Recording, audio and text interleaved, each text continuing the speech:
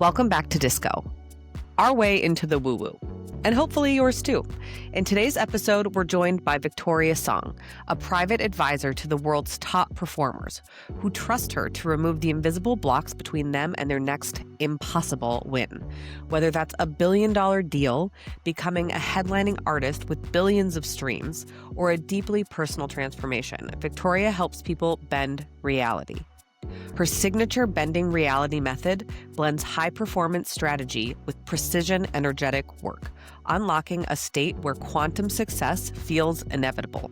A graduate of Yale and Harvard Business School, she's advised icons across tech, sports, entertainment, and business. Names like Cindy Crawford, LeBron James, Sophie Tucker, members of the Musk family. Okay, I'm done name dropping. But this conversation isn't just about high-profile wins. We dive into what it means to live in contraction versus expansion, our emotional metabolism, and how some of these simple things can even open us up to our supernatural powers. If you're hungry for actionable tools to release what's holding you back, to take you into your highest abilities, this episode is a powerful reminder. Real transformation begins when we dare to feel things that make us uncomfortable. Let's expand, shall we? Hey, I know we just talked, but Victoria is generously offering her GOAT Method program at an exclusive 10% discounted rate for Disco listeners.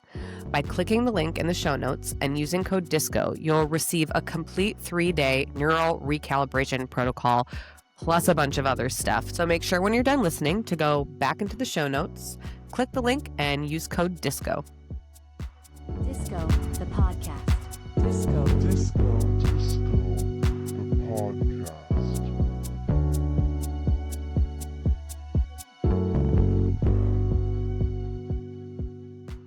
Victoria, hello, welcome to Disco. How are you? I'm good. How are you two? We are good and super excited to talk to you. Zach and I have both been reading your book. You are the author of a Wall Street Journal best-selling book, Bending Reality. And we have it right here with our spot. We've been racing each other through the book. And we just have the one right now. So he's been like stealing it and I've been stealing it. It's been fun to see what Michelle underlines versus what I underline. You know. Yes. It's been very relevant for me, and I will, I guess, speak for myself, and we'll get into that a little bit more. But in this book, you have a method in which you coach people through, and we're obviously going to talk about all of that. But you've coached some very influential people. You've coached Cindy Crawford. You've coached LeBron James. You have members of the Musk family. I don't know if that is that top secret, or am I allowed to say that out loud? Yes, I have been supporting Peter Rive, who's Elon's cousin. So the connection is his mother is the twin sister of Elon's mother. Oh my gosh. Okay. I don't know if I followed that, but I got it. They're connected. So before we jump into the book and talk a little bit more about these methods, how did you get from A to B? How did we get from that starting point to where you are right now? Yeah, so my first career after college was in venture capital, which I know is kind of funny to think about, but at 23, I was an investor and I invested in tech startups. And I realized that the thing that was holding founders back more than their business model, more than, a different strategy in the boardroom, was their limiting beliefs, their self-sabotaging patterns, their psychology, their ability to get into peak performance, their flow state. And, when you read the book, you'll learn all the ways that entrepreneurs hold contraction in their body without realizing it. So that could take the form of urgency and pressure and constantly feeling like nothing you do is enough and you're not enough. And even that imposter syndrome we hear of, all of this creates contraction in the body. And so I realized that the biggest needle mover wasn't going to be tweaking their business model. It was going to be working on the person holistically and making sure their mental, emotional, physical, psychological, even spiritual alignment was toward expansion. So with all of that said, as a 23-year-old who's going into being a venture capitalist, this was something you recognize? Was there something from your upbringing, or I guess the way that you were just living your life already, that made it easier for you to recognize that this is a pattern here that I'm seeing, I guess, in your opinion?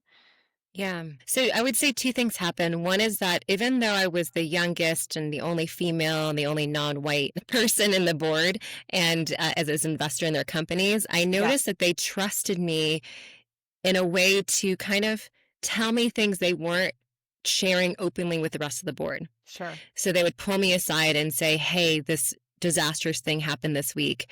We're kind of freaking out about it, but we don't know how to communicate it to the rest of the board. Or, just kind of felt like they were really polished and very careful with what they presented to their investors. But there was just so much more under the hood that they were sharing privately with me. So Sure. that was one of the first indicators of like, oh, it feels like the things that are really, the things that keep you up at night are not the things you're actually sharing with us, the whole Yeah. board. So that was the first indicator. And then second, you asked me, is there anything about my upbringing? I would say that because I was raised by entrepreneurs, so my parents run a fintech company that helps banks detect money laundering, fraud, terrorist financing. So it's quite advanced technology, considering that they're also immigrants into America. And, starting this company, I've just been at the dinner table listening to the ways that they stress and my parents, because they work together, they're constantly talking about work. Maybe you two know something about that. But it's like all the dinner conversations revolve around, what's happening in the business. And so I felt like in some ways, even though I got an MBA later in life, I felt like I was just in the room listening to all of those big, urgent, high pressure decisions, high stakes decisions being made with my parents.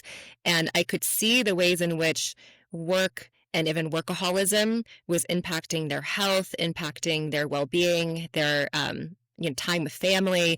And it didn't really matter how successful they looked on the outside. I could feel that there was like almost like an emptiness that they were trying to fill and kind of chasing the wrong things to fill it, with money, success, status. And I saw that again in these entrepreneurs we were backing. I felt like no matter how successful they became, there was like a void they couldn't fill. So you were in a very unique position to have this understanding of what was going on. And then it sounds like people trusted you in a way that they maybe weren't trusting other Right. people. I'm hearing that you're like oozing zen, It's like, oh, I can, people have kind faces, right? Like I can tell them. So like you just radiated I'm going to like, tell you all my yeah. secrets. How Yes, wonderful. basically, yes. I think that's been happening my whole life. And then you mentioned in your book that you've gone through a lot of different coaching programs yourself and and healing and modalities. healing modalities. And I mean, that has been a spiritual experience, you would say. So tell Absolutely. us a little bit about that, and where does that fit into the equation of all of this? Yeah, your reform story, right? Because like oh, I need to radically change my own life. And then I Yes. saw all these coaches. So like what happened?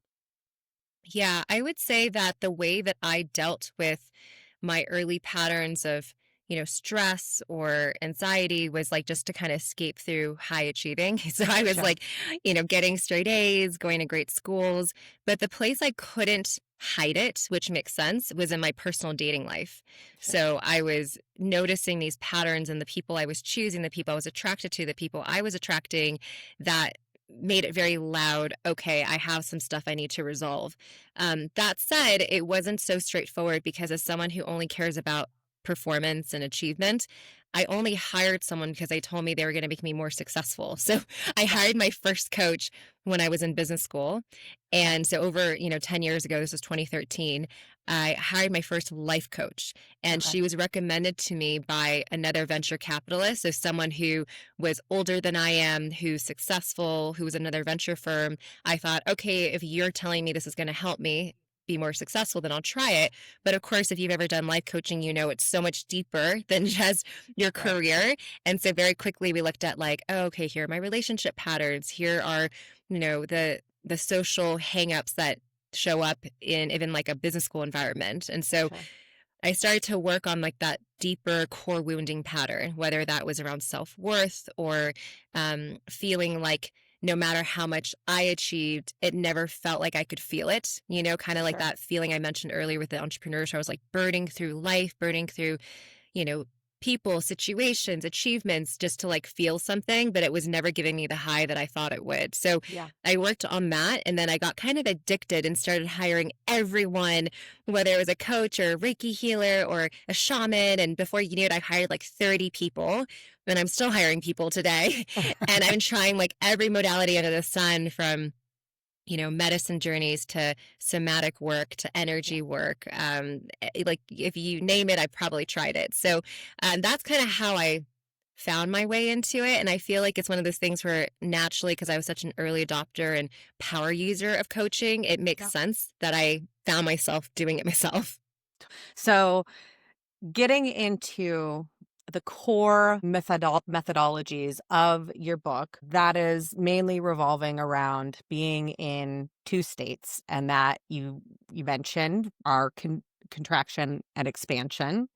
So pretend that we're like 10 years old and explain to us what these states are and why they're important. Yeah. Okay. So if you were a 10-year-old, I would tell you to think about a moment this week that didn't go the way you wanted it to. And then you would probably find, okay, yeah, that didn't feel good. And then I would just ask you, okay, what do you notice when you tune into that event? And you might tell me, like, oh, well, I remember like I was unhappy, or I was sad, or I was upset, or I was frustrated. I didn't get what I wanted. And then you can notice immediately that your chest kind of gets tightened. You notice more shallow breathing. You notice there might even be like a desire to skip over it and think about something happier now and like avoid it altogether. And so all of those sort of states, whether it's physically in your body or mentally, now you're spinning and you're ruminating, or you're kind of worst case scenario plotting about the future, the worry, all of that creates contraction in the body. So it's like anything that you feel physically is like, oh, this is tightening my body. It's creating a limitation in my body. It's also creating a limitation in your reality. Sure.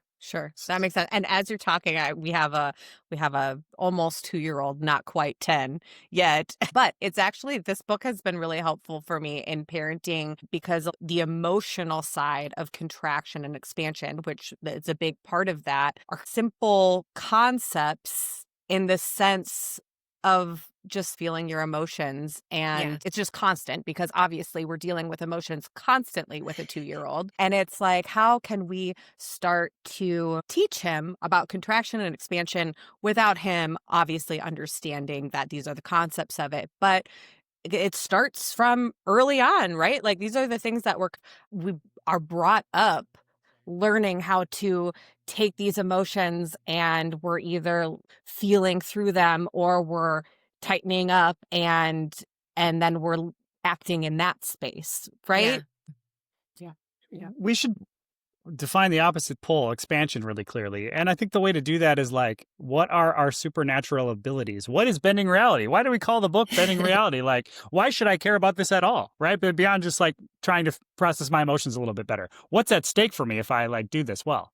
Yeah, great question. What's at stake is that if you are living from a contracted place, then you are not accessing your true potential, which is your peak performance state, your flow state, and also where our psychic abilities emerge. So whether that's telepathy or being able to have premonitions or even remote viewing, like all of these abilities, intuition, this cognizance to know, I don't know why I know what I know, but all of these abilities arise when we are in this expansive state. So what does the expansive state feel like? It would be, tuning into a moment this week where you felt a lot of joy in your heart.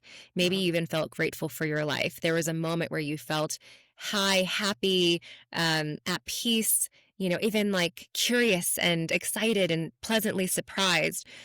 Also, when you are doing something that you love, that you're also very good at, you kind of get lost in the moment and you get into your flow state where time disappears. So this is your expansive state. And physically, you can feel it as like, oh, your chest starts to open up. You start to breathe more deeply.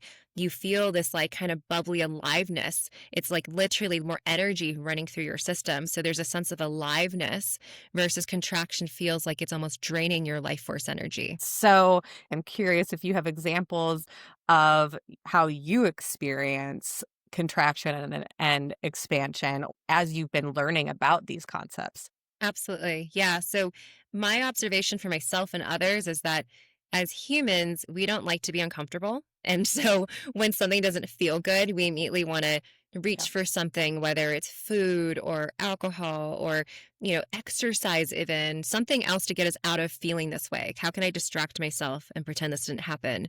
And emotions are just energy in motion. And it's my understanding going deep into this work that we need the energy to be flowing in our body for it to be flowing in our life. So if you notice that you have stuckness in your life where you're like, I can't get this to change, a circumstance, a situation, professionally or personally, chances are it's reflecting back where in your body are you not feeling through and releasing these stuck energy patterns, these emotions. These energy and motions are in your body frozen. And part of the book teaches you actually how to process and feel through, which children intuitively, naturally know how to do. And obviously, as parents, it can feel really overwhelming to experience our kid feeling all sorts of emotions, every second a different emotion. And so it's natural and, very common for parents to say, like, okay, enough, like, here's a lollipop, like just anything to stop, right? And so we're trying to kind of sometimes stop that process of feeling, but then that's sort of the beginning of them also learning, oh, I'm not supposed to feel bad. Like, I'm not supposed to cry. I'm not supposed to feel angry. These emotions are not okay. I'm only allowed to be happy and peaceful.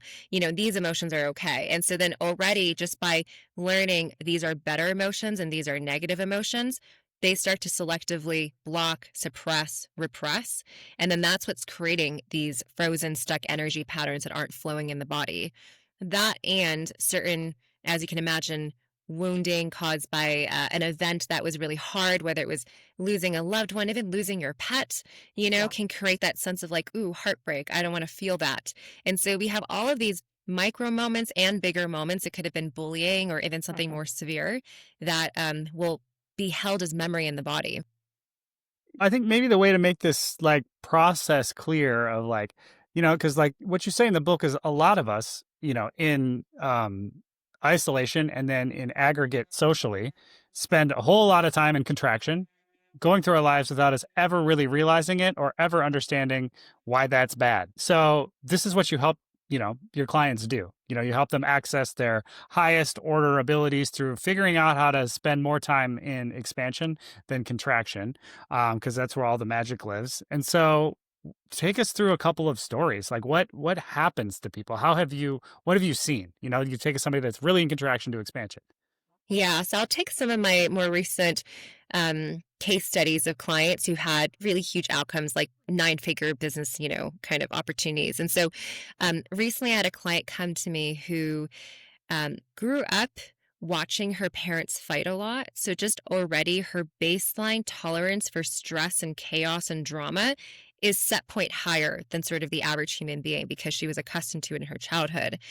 So then fast forward as an entrepreneur, as a CEO of her company, she had an abnormal amount of drama around her company. So whether that was PR crises or a co-founder deciding to quit and leave or, legal issues with the company, like all of this was public and just very overwhelming for her. And because it was almost like this roller coaster every day, she turned to what she knew what to do at the time, which was, okay, I'm going to drink alcohol because that allows me to relax and turn off my brain at the end of the night. It's the only way I can really fall asleep and forget about how stressful the day was. And so she was going through these high intensity, every entrepreneur knows this, but it's such a roller coaster. And then, common self-soothing of drinking alcohol. And then that's the state she was in when she found me. So that sounds like a lot of contraction, right? Yeah. So she was physically in contraction. She wasn't sleeping well. She was stressed, anxious all the time. So through my work, my method and what my gift is that I can very precisely determine the most efficient path to first identify what is the pattern, what's the belief, what's the energetic state that is almost like a soup that you're living in without even realizing it because this is all you know. It's the most familiar state you know. So we locate the contraction and then I pinpoint, is it trauma? Is it conditioning? Is it inherited programming from your family? What is creating this contraction in your system? And as I just told you the story, you can understand where it came from. So then once I pinpoint, okay, this is from growing up with a lot of childhood drama, I then have such an infinite toolkit of ways to apply a tool to extract it almost like a cavity. So we remove the contraction at the core root of it. So in her case, we went to very specific moments that she remembered like it was yesterday. For one, it was like the moment she found out her father was having an affair. It was like probably one of the most traumatic moments of her life that created physical ailments in her body as a 16-year-old. So we went back to that moment and we actually did a trauma release to remove the memory. And a trauma is basically something that's on loop. So it's like something she can recall like it happened yesterday, and it was like physically still hijacking her system. And it was creating this nervous system pattern of both attracting that kind of shock of betrayal feeling, but also not trusting people, as you can imagine. So we lifted that core wound. And then we also went back to very specific moments. So again, and when I describe it to you, it might sound like not a big deal to you, but it's all relative to that human's history, right? So Totally. for her, losing her nanny who had to go back to her home country and she never got an explanation of why the nanny left. There's certain moments of abandonment and betrayal that just really set her nervous system into panic. So we systematically went through all of those moments and removed those core wounds, those core memories of contraction in her system. And then as a result, we started to, and I also have techniques for how do we program expansion as your default state. So how can you have expansive thoughts and feelings and new behaviors to replace your old kind of panic system? So after we removed those core wounds and she started to get back into her expansive state, so falling back in love with what she does, connecting to her mission, actually having hypnotherapy, subconscious reprogramming dialogues to work at the subconscious layers to rewire her to expansive thoughts and feelings. Now, on the other side of all of that, she is so happy. Like her business went from 50 million, and then in 6 months, she's on track to make $150 million. And her co-founder left because her co-founder said, I think this is the best that our company will ever do. So I'm quitting, I'm leaving. And that co-founder left at 50 million. So this is just an example of like when the internal gets resolved, the external results automatically transform. So she's so happy now, and I couldn't be happier for her. It's just a matter of scale. Like I identify with that woman's story, my personal life. I'm trying to do these things so I can just be a better dad and husband, right? Like not run a $50 million company, but it's the same core issue, right? Maybe someday. Maybe someday, yeah. Yeah.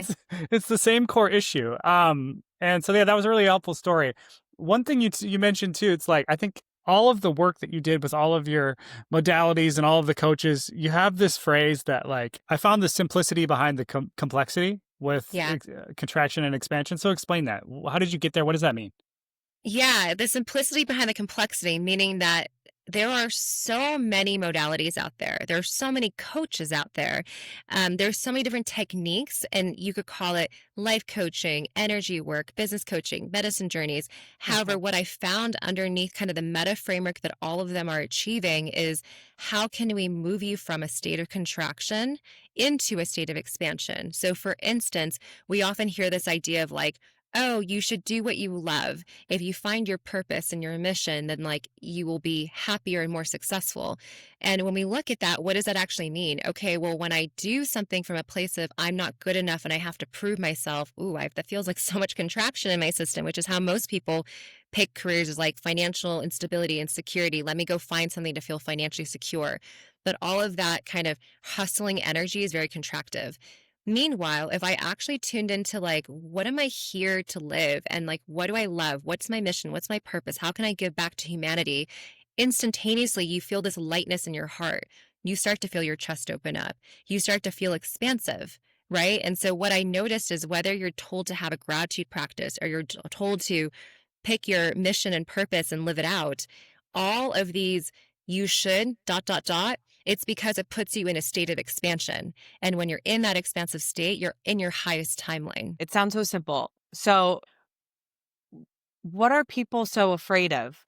Because that's what it is. It's like this fear. It's like we have to make it complicated. And I don't know why. Like, is it, what are we so afraid of? Yeah, it's a good question. So, I find that we're all kind of wired to stay in our comfort zone. And our comfort zone is designed to keep us safe. And what is familiar is what's comfortable to us. And so in that case of the example of the client I just gave, what's familiar is chaos. What's familiar is drama. What's familiar is constant fight or flight. Like she had to numb because dissociation was the closest thing to peace that she ever knew how to feel. Yeah. She didn't know how to actually feel calm and peace. She only knew how to feel numb. That was the closest she came to peace. So even though we hear that and we say, well, that's not healthy, it doesn't matter what's healthy. It matters what's familiar to you. Whatever's familiar is what you're going to keep recreating to keep yourself in your comfort zone. And then in order to get outside our comfort zone, we have to stretch ourselves. And that stretch is the discomfort. And as you can hear from our earlier childhood story, like we're wired to not seek out discomfort. We want to be comfortable. And anything unfamiliar is uncomfortable. And so what I notice is that all of our dreams live kind of on the other side of the moat surrounding our comfort zone. Yeah. And in order to take that leap, we have to develop like new ways of thinking and feeling and believing that are not comfortable to us, new ways of behaving that are stretchy for us. And the nervous system registers uncertainty, the unknown, as danger, right? Evolutionarily speaking, anything outside our comfort zone triggers our alarm system. It makes us wonder, like, wait, is this safe? And so what I notice is that we, one, don't want to stretch ourselves out of our discomfort, but two, we even upper limit ourselves on how much joy and success we let ourselves let into our life, because it's kind of like what we call self-sabotage or an upper limiting problem, which is when things are going well, you might actually all of a sudden take your foot off the gas, or you might create drama out of nowhere. You might be distracted out of nowhere, and you have this like mysterious plateau. It's like, oh, everything's going really well. And then you just kind of hit a plateau. And I've watched really successful people kind of hit this upper limit, not because they, don't want what they want, but because they actually equate more growth, more success, more change with danger. It starts to make their nervous system feel like, oh no, this is turbulent, this is unknown, the uncertainty feels really scary. And so our biology can't tell the difference between exponential growth, or call it evolution, and a threat, right? Change feels threatening. And so what I've noticed is that there's really three ways that we go into this fight, fight, freeze response. The way it shows up as an entrepreneur is you might flight, which is distract yourself and procrastinate and not do what you're meant to do, lose your focus. Or you might fight and, like in the case of my client, pick conflicts, create friction, push people away. Or you might even freeze up and go into a little bit of like, I don't know what to do, that freeze response. And all of this is just your nervous system saying, ooh, this is too much, this is too uncomfortable. And so every time we step outside our comfort zone, our nervous system, our body is actually subconsciously asking ourselves, can I hold this new level? Can I hold this uncertainty? Can I hold this level of the unknown? And if the answer is no, you'll actually shrink back to your comfort zone. Yep. I experienced that this week. We had an opportunity. Disco's going to get bigger faster than I thought it was going to be. And so Michelle was like, timeline hopped right away. And I was just like, why do I feel all the things that you kind of just said? And then I realized it's because I was scared. I was scared of growth. And it meant, although it was good, it meant fear. It's like, it's just unknown change. Yeah. What do I do? Yeah. And so I've reading your book, I've identified that's a very telltale pattern of mine. I always get on board and I always do hop timelines and keep going, but it's never not accompanied by this moment of like fight, flight, or freeze. Yes, I love that awareness. Absolutely. So being able to create expansion as your default state teaches your nervous system how to feel safe with more and how to feel safe with uncertainty.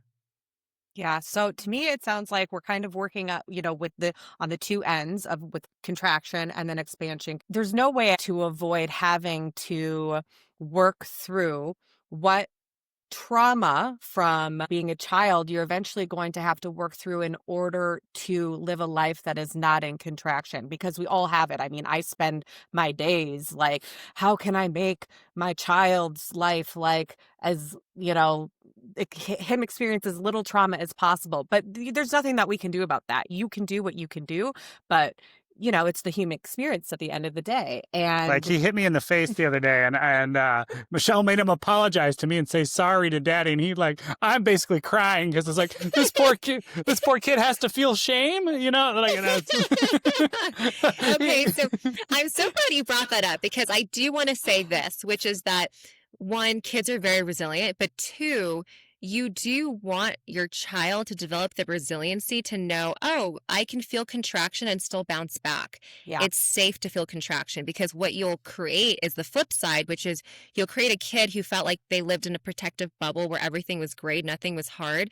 And then they Yeah. go out into the life, and the first thing that doesn't work out the way they want, their first failure or mistake, they Right. never bounce back from it. Right.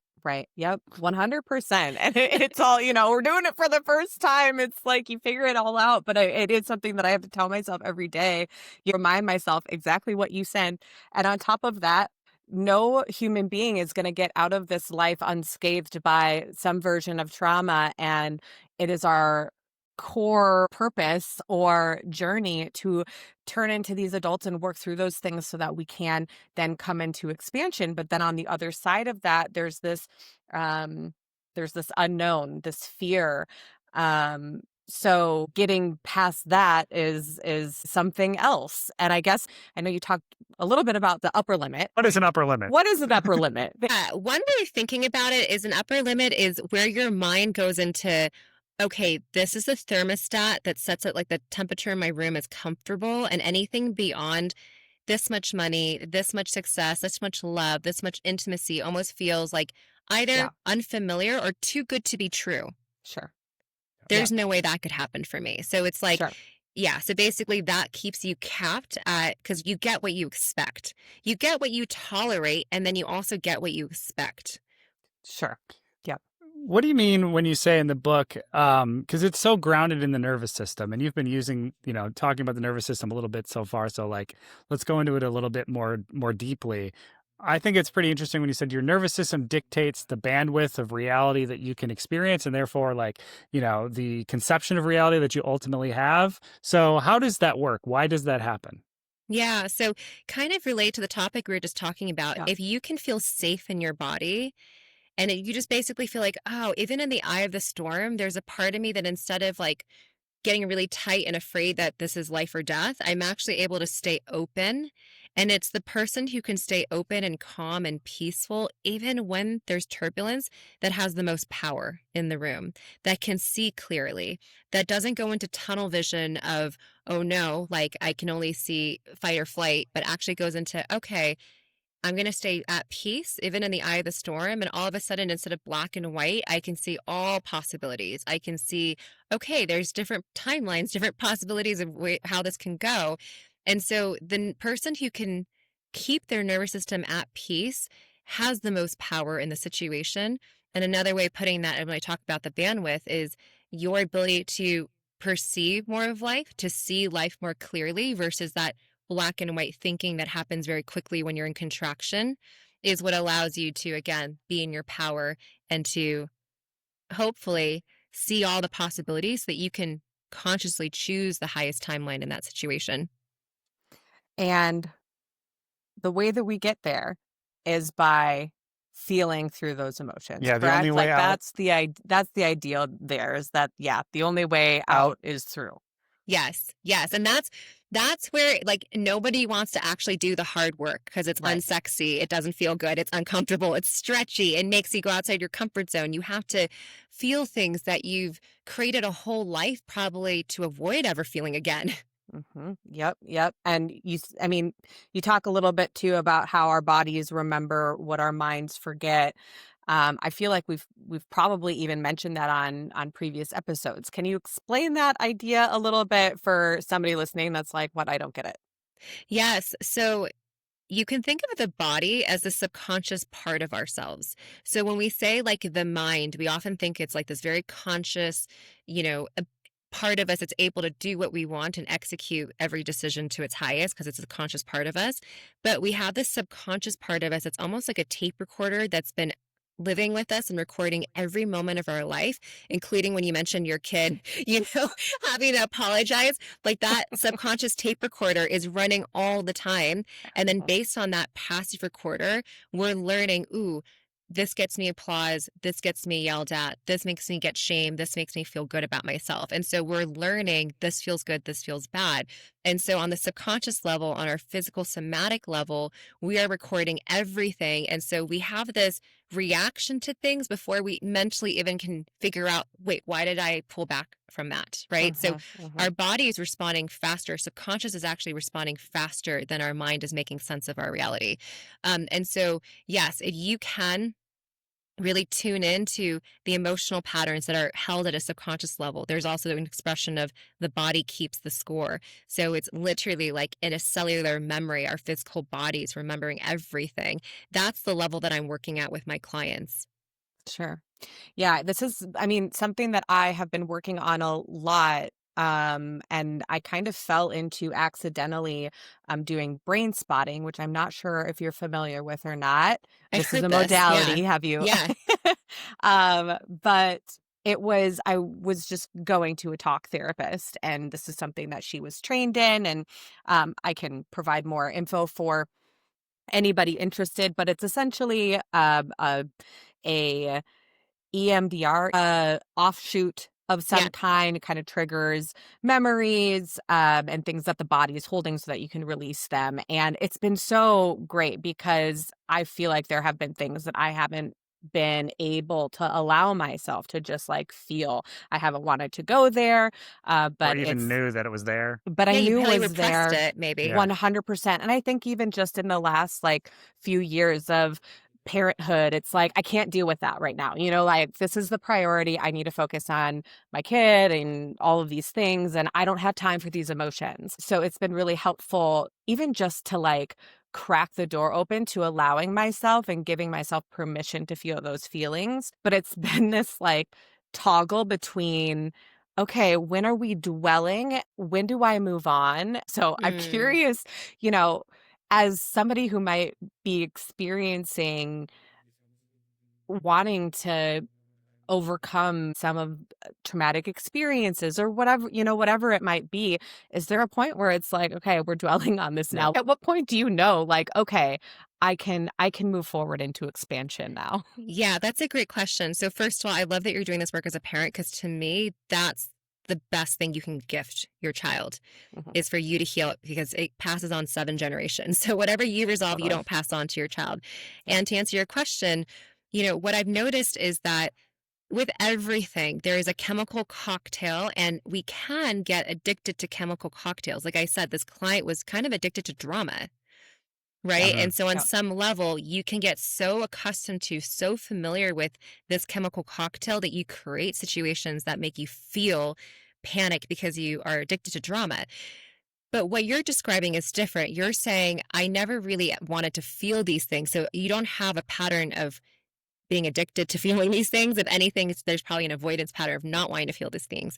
Right. And so to me, that's a sign that you want to peel it back like an onion. Like, okay, the first time I visited, I was able to touch it a little bit. Maybe I shed one tear.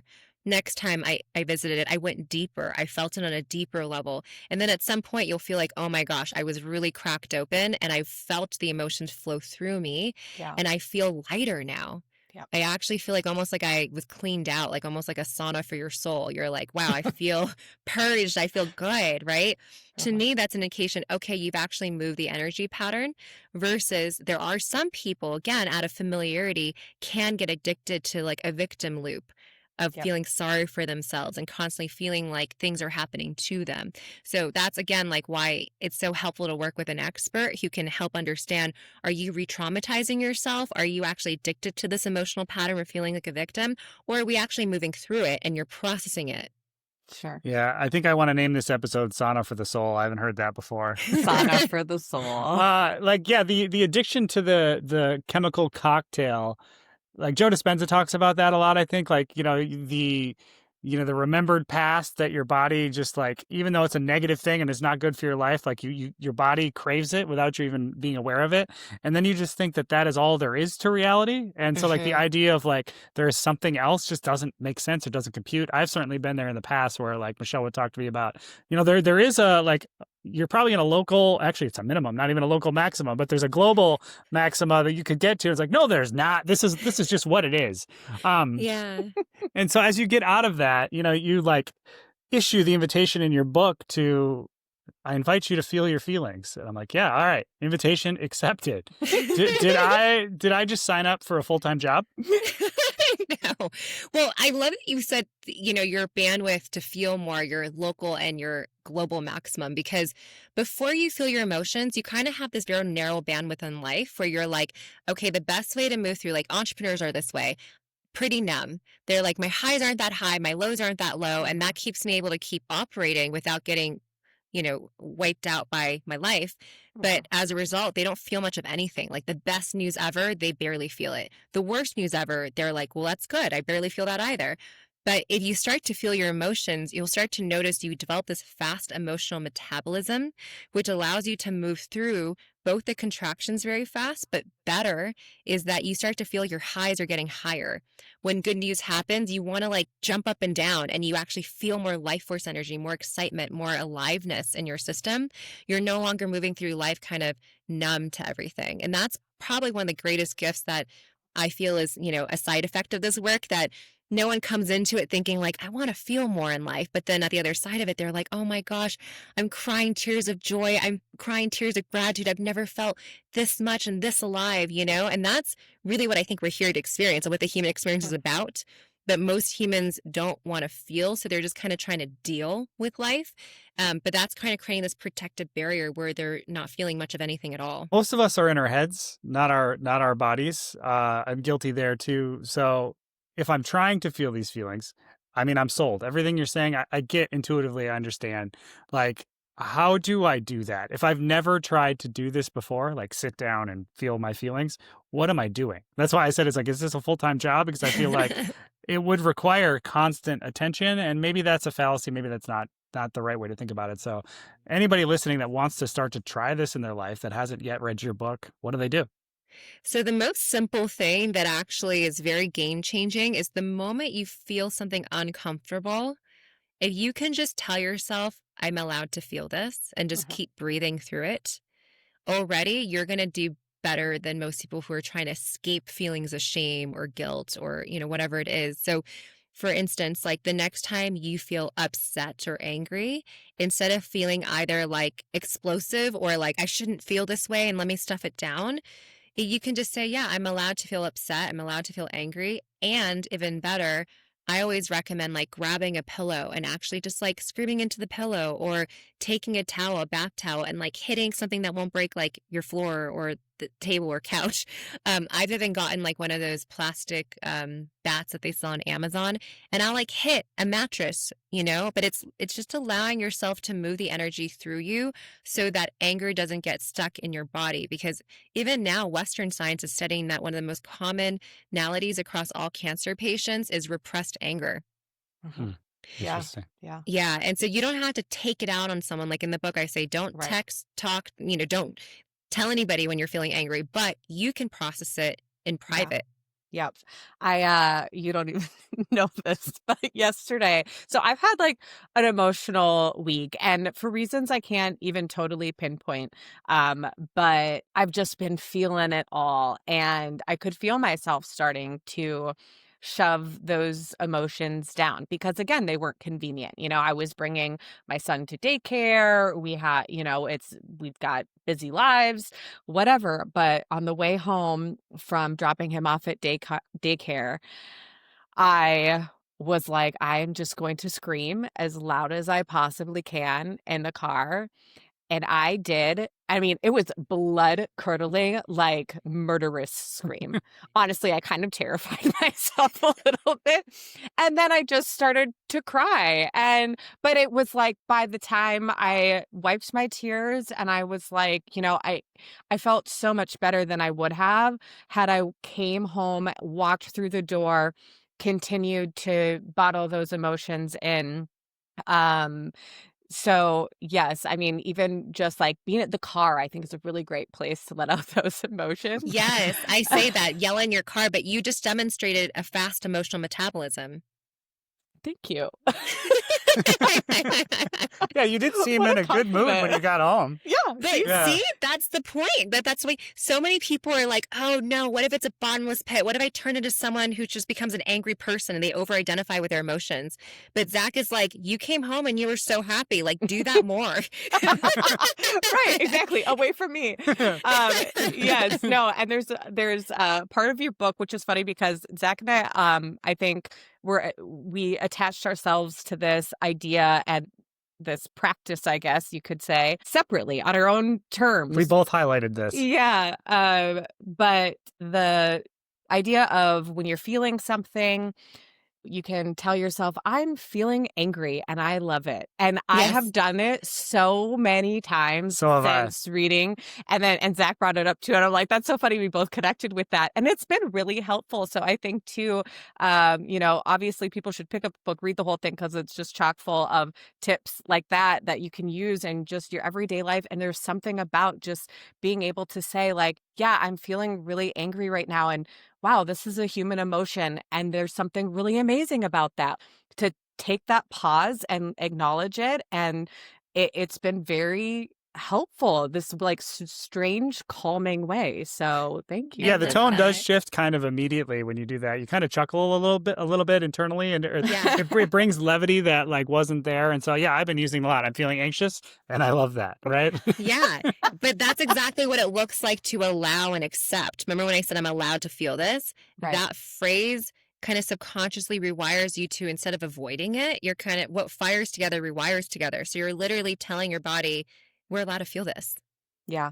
I Yeah. love it. I love it so much. And I love how much of this I'm able to like give to my son. Honestly, every time I'm reading these things and things like that, it's like that's such a silly little thing. There's another part of your book, and I wish I could fully remember it right now, but you list out like things that you can do to release types of emotions, whether it be screaming into your pillow or dancing, Music. music, Doesn't have to be hard. I'm like, I can do all of these things with Murphy, our son, and he can learn how to do these things as we're learning how to do them too. And hopefully we'll Yes. put him in a little bit of a better position as he gets older. But it's, books just full of stuff like that I think are really actionable and easy to just incorporate into your everyday life to help us get to that point of expansion a little easier. So thank you. I'm so happy to that. hear that. Bending reality for parents is the For- new version. For parents, yes. Yeah, let's talk about like collective contraction. Yeah, we all are individuals, and then we all live in a society. I used to be a sociologist. So how does that work? Is it thought forms? Like, what do you see when you think about contraction and expansion at the societal and cultural level? Yeah, it's a great question. So I do think that we have a conscious collective and a subconscious collective, right?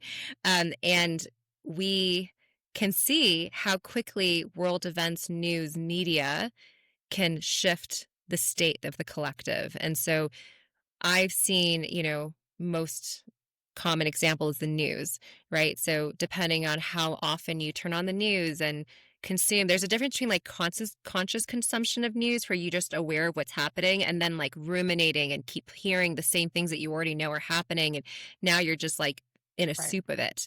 Right. And so what I've seen is that fear is one of the most effective ways, to control a population. And so the more you can instill fear into a population through the news, through horror movies. Have you noticed there's a lot of horror movies in the last year?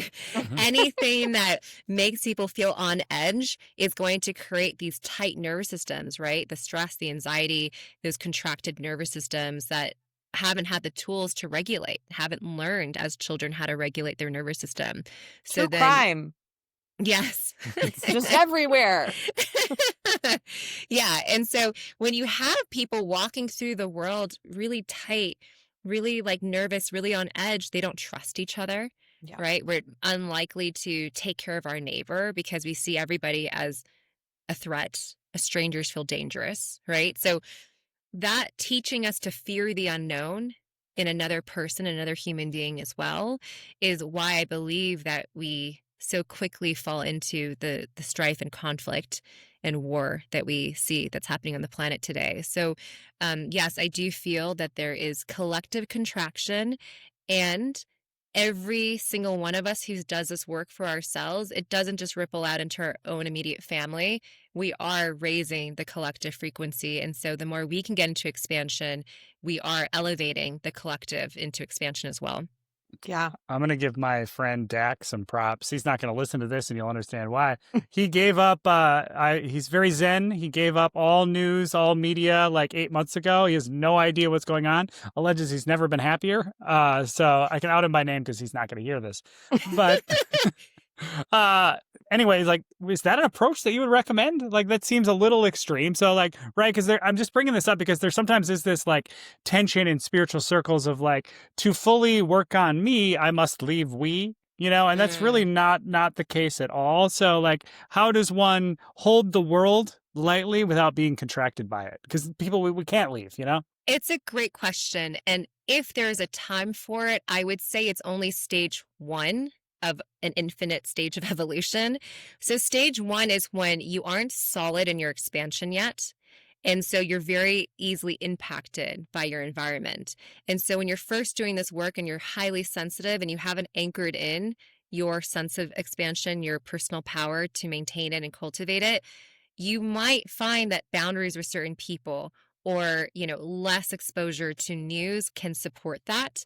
But as you do this work and get very solid in who you are, then you can actually feel like you can come out and help other people. Then you want to take as many people with you, and you're solid in who you are. So you're not as impacted by the news. You're not as impacted by other people. And, as a grid worker, as someone who's here holding space so that other people can work through their contractions and heal, I do notice that protecting my peace so that I can show up for my clients is of utmost importance. But it's not like I'm, putting blinders on and being like, don't talk to me so that nothing can trigger me. It's that I'm building up my own core, my own fast emotional metabolism so that I can be solid and hold expansion in a solid way in my own personal power, and, hold peace as much as possible so that I can facilitate transformation for my clients. Yeah. Yeah. It's, super well said. And I assume you had to write this book, so you've mastered this in your own life. And I think probably should have told the listeners we met at Telepathy Camp. We did the episode on Telepathy Camp, and like when I read your book, I'm like, now I understand why Victoria was always taking these morning walks alone. Like you would go on like long walks by yourself, and I was like, oh, she was probably just regulating her nervous system, right? So it's like, how do you do this in your own life? Yeah, it's a great question. So I do feel that one of the things I value is like freedom, which means not having strict regimented routine. So I kind of flow with life, meaning depending on how I feel that morning, I might go for a long walk. I might do a little bit of exercise, or I might journal, right? But I'm not prescriptive about it. Can you feel the difference between I do what I feel like doing versus like now I have to hold it tightly like it's a prescription? Right. The moment something needs, then you are in a lot of contraction. And to me, that's a sign of someone who's not solid in their personal power. They have circumstantial power, meaning you only feel good if you get up on the right side of bed and you have your 8+ hours of sleep and you have your morning smoothie, and like everything has to be like a prescription for you to feel good, right? And so when you do this deeper work and you start to anchor expansion as your default state, you'll notice how resilient you get. Like your baseline is so high that things that used to affect you kind of roll off your back. You're like, oh, water off a duck's back, right? Like that's the state you get to naturally as you make expansion your default state. Yeah. What if your external circumstances are not great? It's like some people, like their opportunity isn't as equal as others, and like I have to work in a job. I can't necessarily immediately change the structural environment that I'm embedded within that's bringing me down, and I still got to go to that job that I hate and see that boss that I hate, or like whatever it may be. You're always going to tell me work on your mindset and your relationship to that thing, but like talk to that person in all of this. Yeah. So obviously everyone has a different set of circumstances that create contraction for different reasons. Some of us had childhoods where that was just embedded, but we weren't, in a financial place where we felt that much contraction, right? So you can kind of get your mix of different reasons why you're in contraction. In your case, the one you just described, I would say that even for someone who feels like stuck at a job that they don't love, I would still encourage you to find those pockets of whether it's the music, like can you listen to music you enjoy listening to on the drive to work, coming back from work? Can you, at least find those pockets of, oh, I want to watch something that really puts me in an expansive state or take care of my health in a way or, have quality time with my loved ones in a way that feels really good. Because truly, if you can make time and space for that, your situation will change very quickly. When you change the internal state, like I gave with that example, not obviously everyone is running a 9-figure business, but the reason I give very concrete financial examples is because people often think the spiritual work is like very woo and, oh, it makes you feel better, but how can you measure fulfillment? And I'm like, no, it's so concrete. It's so tangible. It's literally in dollars. You can see the difference. And so even for this person, if you can start to change your inner state, your outer reality will start to rise to match that. Right. And I think too, I guess as a collaborator of this conversation, I would argue that maybe this person, circumstantially, there are things going on that is probably making them unhappy, that there are some things that are keeping them in contraction, most likely like some emotional things that need to be worked through. And I don't know, I'm not saying that I have the answers. I certainly do not. Yeah, this hypothetical person is highly traumatized. but I'm guessing this person They are. maybe should get some therapy. Okay. Yeah. Well, okay. I hear what you're saying, Michelle. And here's what I would say about this person. Obviously, it's hypothetical, but everyone is holding on to programming, whether it's social, familial, individual, because of their own trauma or wounds. Everyone has programming that is creating certain limiting beliefs, that is creating an energetic state where you feel helpless and powerless in your situation, that logically you have to stay at a job that you don't like because you have to put food on the table, right? We all have these thoughts, feelings, and behaviors. But the truth is, I can give you names and examples of people who it was because they tolerated and believed it was all that was possible for them, that was all they ever knew. And then there were other people who decided, wait a second, what if this doesn't have to be my reality? How can I start to move in a direction that gets me out of this situation? And at some point, and this is why feeling your emotions is so important, because in order for you to go from tolerating to change, you have to let yourself feel the impact on you so you can say enough already. Yeah. Enough of feeling this way, enough of this circumstance. But if you keep drinking, watching TV, tuning out, numbing out, you never get to the feeling of enough because you keep tolerating.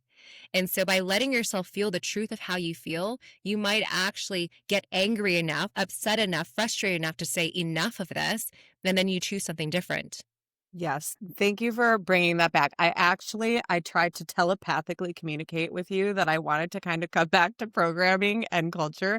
And you mentioned that. So I'm going to mention something that you said in your book that just resonated with me. It just struck a chord because I think it's so true. And that is that happy, fulfilled people don't make great consumers, for one, and that money does not make the world go round. You not feeling you're enough does. The world runs on you feeling inadequate. It runs on low self-esteem.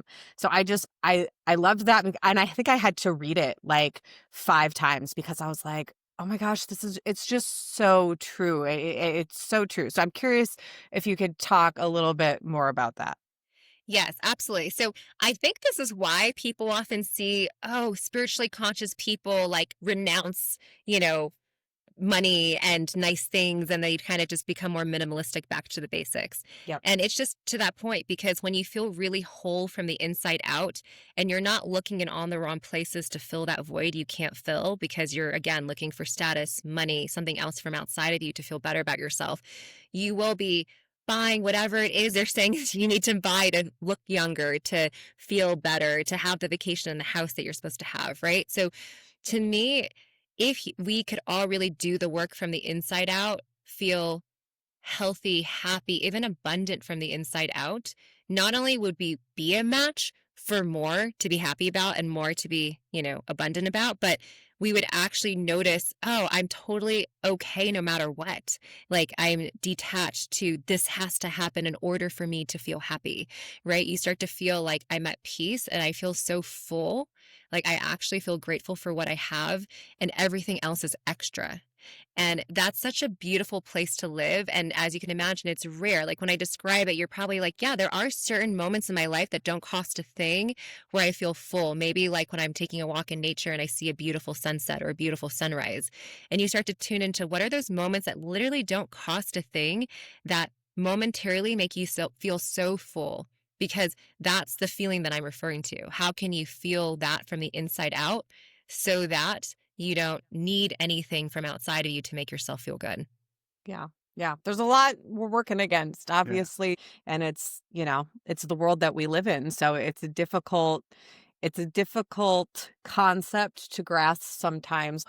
How can I not be of need of all these things when this information's coming at me? There's constantly, I'm learning about something that's wrong with me or that I need, every single moment of every day. But it makes so much sense when you put it in the way that a calm person living in expansion is not a very good consumer, and that's not what they want us to do. So for me, I need motivation like that to really fuel me. Like, they're manipulating me. Those They're fuckers. manipulating. I'll show you. So you need an other. You're like, I'm fighting someone.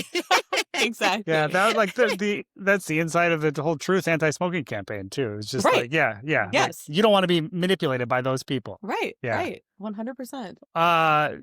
Thank you for sharing your wonderful wisdom with us. There's so much in the book, and it was really great to connect again and talk about it. But before we go, what's next for you? Where's Victoria going? It's a good question. So I really am of the belief that you want to follow your flow, what feels expansive, even if it doesn't make logical sense to you. And it doesn't have to necessarily add up to some grand picture of like, oh, this makes sense for my business right now. But I'm always like making time and space to pursue those interests, even if it doesn't make logical sense. So for a couple examples, one, I recently started taking acting classes. Totally random, but I've had 3 and it's so much fun and I'm loving it. It feels very expansive for me. 2, I've recently started mentoring my neighbor here who's 14 years old, and I've been teaching him how to develop his psychic abilities. So, how can we resolve those contractions even as a 14-year-old and get him more into this expansive flow state? And it's reminding me of this grander vision I have on my highest timeline where I would actually open up an academy, not dissimilar from like X-Men's academy, like school for gifted youngsters. It's like I would love to create something like that where we're able to help cultivate like these supernatural abilities that I believe we all have, but we're more receptive to cultivating when we're younger. Like we're more connected to them in some ways before we've been conditioned to be like these, logical, linear-minded adults. Yes, 100%. And we talked a little bit about this, but I'm not even sure how I stumbled upon this at whatever point that I did, but there's a school in London, and maybe you know the name before I do. But this concept of, yes, we all have these abilities. And I mean, even the documentary on Netflix, help me. No. Read my mind. Yeah, there's a documentary on Netflix about kids that they recall their past life. Surviving death. Yes, I've Thank seen you. that. It's the last episode. And I mean, that's even just like scratching the surface. I think there's so much more that we don't even understand about the inner experience of children before they've been like corrupted by this world and society and parents and all the things. And so if you're on that journey, we'll be right there. Let us know what you need from us. And not to mention like what I always talk about, like Murphy's 2. We've got another kid on the way that's like coming up on 0. And give AI 20 more years. What is like school is already fucked. It's like the school system, even when we're all about the same age here, like when we were going to school, it wasn't great then. Like it's even less prepared. Like, and you see just this mass exodus like across the left and the right, and like everybody's trying to reinvent school right now. It's just like a topic that like is so in the ether at a time when AI is going to really probably render like what's going to happen with work. I don't know. What is the value of education? Will college still be here? So it's like there's just such I'm even really passionate about like education and schooling. There's just such Let's do it, change Victoria. in the air, and yeah. I love it. So on the topic, I guess, though, too, of like telepathy and these gifts that we suppress and like coming into expansion and being able to access those gifts more, as you have come into expansion more, it's very obvious that you have a gift for what it is that you do in coaching people. But outside of that, has there been anything like transformative for you in that sense? Yeah, it's something that I feel that I'm still uncovering fully, but obviously we were at telepathy camp together. It's something that I had a sense that I was doing, but I didn't know to what extent, and I couldn't really do it on command. Sure. Yeah. But now I do feel that it's almost always happening in the background. It's just how much attention am I bringing to it and how much am I trusting it in every moment. Right. And so now I feel like I'm given evidence almost on a daily basis of, I clearly, because when we manifest things, it's not linear. And again, because our logical mind wants to be so linear, it's like, I set this intention, I did this, and then that happened, right? It has to be very linear. But when I tune into how our psychic abilities actually work, it feels more like everything is co-orchestrating around the manifestation happening. And sometimes it requires more people than just me. Sometimes it requires kind of being in the right place at the right time with the right people, like telepathy camp. But, I'll give an example. In the last 24 hours, I was at the doctor's getting some blood work done because my husband and I are on our journey. So another thing is we're, going to do some embryo freezing, which we haven't announced anywhere, but that's one of our new expansive things that we're doing. Yeah. And, they tested for so many things. And when I went to bed last night, there's no reason I should know this because I don't have a medical background. But I turned to my husband and I'm like, do you think they ran this test? Because I feel like that was what we're supposed to do. And he's like, yeah, I think that was part of the testing. And then this morning, the office calls me and they're like, hey, we just noticed we actually didn't run this test. So you need to go get blood drawn again today to do the test. And it was exactly the test I thought didn't happen.